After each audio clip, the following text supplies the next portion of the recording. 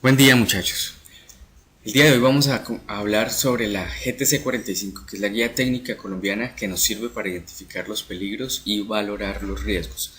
El video lo vamos a dividir en tres secciones. El primer video que vamos a hacer es, a manera general, revisar toda la GTC 45, ver todo su contenido, a forma general, para que nos ubiquemos en qué vamos a trabajar. En el segundo video vamos entonces a identificar el peligro como tal, y en el tercer video vamos a valorar el riesgo. Hay que tener en cuenta que es una guía y no una norma, así que ustedes pueden modificar ciertas cosas de cómo van a hacer esa gestión de identificación de peligros. Sigamos viendo por acá. Bueno, empiezan a mostrarnos quienes trabajaron en esa guía, una serie de empresas. ¿Listo? Después nos viene la tabla de contenido, donde nos dice, bueno, que tiene un índice de tablas, una introducción, y nos empieza a hablar sobre las definiciones. El objeto es muy sencillo: proporcionar directrices para identificar peligros y valorar riesgos. Por eso nos vamos a enfocar en esas palabras esenciales: peligro y riesgo. Vámonos a las definiciones y encontremos qué es riesgo y qué es peligro. Miren que peligro es una fuente, situación o acto con potencial de daño en términos de enfermedad o lesiones a las personas.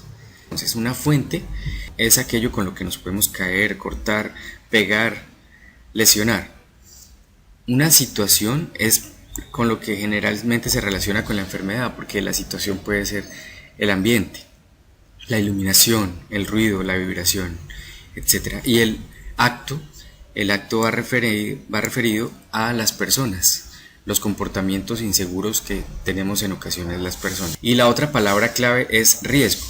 Entonces, el riesgo es la combinación de la probabilidad con la severidad de la lesión. Miren que la combinación de la probabilidad con la severidad. ¿Qué es entonces la probabilidad? La probabilidad es qué tan probable es que yo me lesione, que yo me enferme si estoy en ese lugar de trabajo. ¿Sí? Las probabilidades están medidas de 0 a 1. Una probabilidad de 0.5 quiere decir que tiene un 50% de probabilidad de accidente o de lesión o de enfermedad, mejor. Si tiene, por ejemplo, un 0.9, quiere decir que tiene un 90% de probabilidad de sufrir una lesión. Entonces está muy alto. Y la severidad es si puede causar una lesión o enfermedad que pueda generar una incapacidad temporal, una incapacidad permanente o una amputación o la muerte. ¿Listo?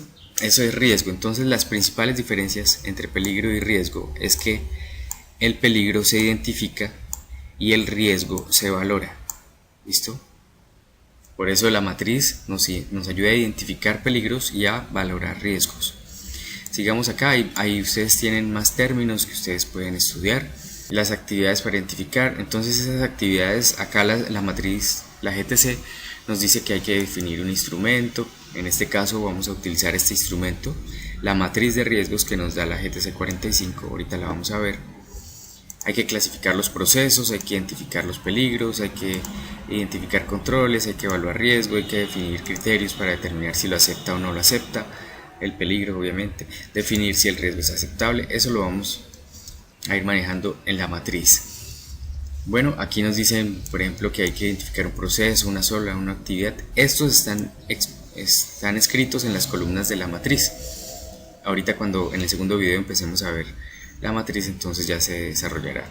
Bueno, esto, ¿qué más tiene? ¿Cómo se hace la clasificación de procesos, actividades y tareas? Acá nos dicen una serie de cosas que hay que tener en cuenta, que ustedes van a leer, pero les voy a dar un resumen, les voy a dar una forma fácil de entenderlo. Aquí primero vamos a ver un proceso. El proceso es algo macro, algo grande, algo donde se desarrollan actividades. Entonces, en ese proceso, esa parte roja son las actividades, la parte azul es el proceso.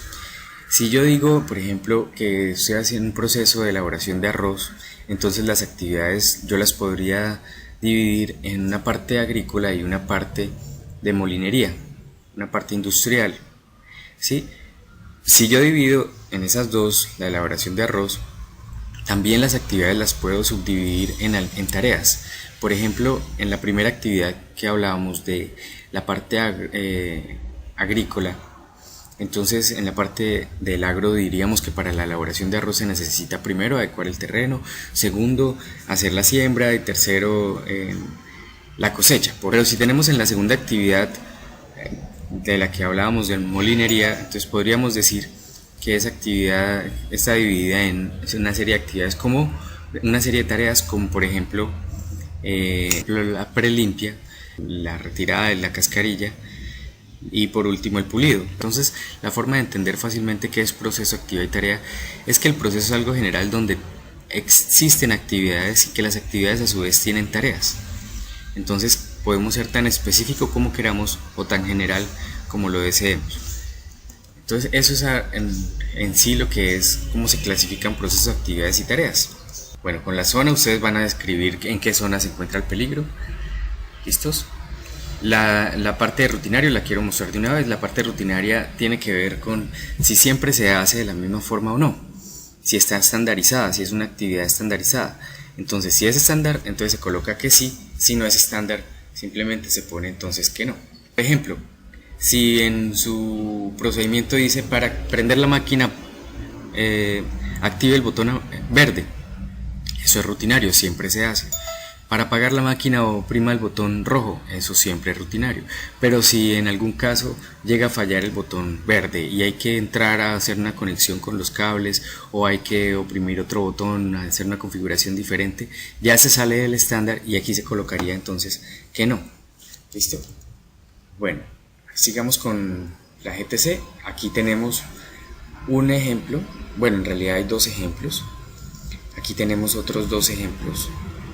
Y después ya nos empiezan a decir, bueno, ¿cómo se determina cualitativamente el nivel de eficiencia? Atrás lo calculamos cuantitativamente. Aquí hay un nivel en el que nos explica cuantitativamente. Por ejemplo, si el peligro es de iluminación, entonces ¿cuándo podemos decir que es muy alto, cuándo es medio, cuándo es bajo? Aquí hay las descripciones.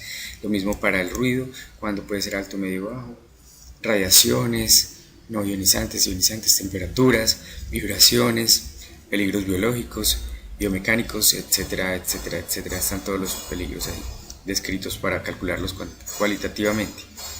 También nos dice, bueno, cuando hay exposición alta, media y baja, un porcentaje de cada una, y también nos dice factores de reducción y justificación. El factor de reducción es sencillo de calcular. Primero necesitamos hallar el nivel de riesgo inicial, que es cuando nosotros llegamos al área de trabajo, la valoramos y encontramos un nivel de riesgo inicial. Luego establecemos controles, los aplicamos y calculamos nuevamente el nivel de riesgo, que en este caso entonces será el nivel de riesgo final. Si el nivel de riesgo inicial nos dio 100 y el nivel de riesgo final nos dio de 60, tenemos entonces una gestión del 40%. Eso es lo que nos va a decir el factor de riesgo. Al reemplazar los valores encontraremos ese porcentaje. Y así hay una serie de fórmulas al final de la matriz de la GTC, unas tablas que también les van a servir para su gestión. Bueno, aquí también cómo se puede hallar el costo, cómo priorizar por costos. Eso es la GTC 45 y una bibliografía. Bueno, en el segundo video vamos a ver peligros, cómo se identifican peligros y cómo se llena la matriz. Entonces, en la parte de peligros, aquí arribita, cómo se llena esta partecita acá. Y vamos a ver hasta controles existentes. Listo, gracias.